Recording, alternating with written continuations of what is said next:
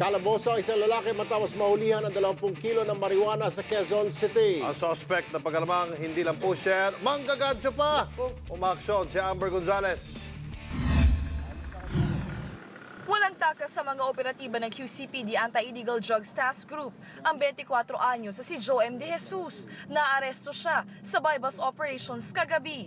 Nasa 20 kilo ng hinihinalang marijuana na nagkakahalaga raw ng 200,000 piso ang nasabat mula sa suspect. Ayon sa mga operatiba, alas 6 kagabi nang magsimula pagkipag-ugnayan nila kay De Jesus. Continue sa follow-up operation ng tropa ng ating kapulisan sa Quezon City Police District. In relation dun sa mga previous apprehension noong December 28 na nakakuha din tayo ng 10 kilo. Sinundan siya, kakangina pang mga 9:30, sinundan na hanggang nakarating dito sa street na to. Sa investigasyon, posible umano sa Quezon City nagbabagsak ng marijuana ang suspect na kinukuha pa mula sa Mountain Province.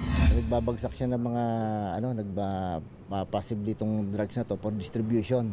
Karamihang biktima dito, binibigyan niya, binibentahan yung mga kabataan, especially yung mga estudyante. Tumangging magbigay ng pahayag ang suspect, pero napagalamang sangkot din siya sa isang investment scam sa Camias, Quezon City at hinahabol ng mga pinagkakautangan. Maharap si De Jesus sa kasong paglabag sa Comprehensive Dangerous Drugs Act. Babala naman ang mga operatiba sa iba pang drug pusher. Huwag silang pumunta rito sa Quezon City dahil dito sa Quezon City hindi sila makakalusot. Umaaksyon, Amber Gonzalez, News 5. Be sure to come back. Use 5 everywhere. Copyright 2016.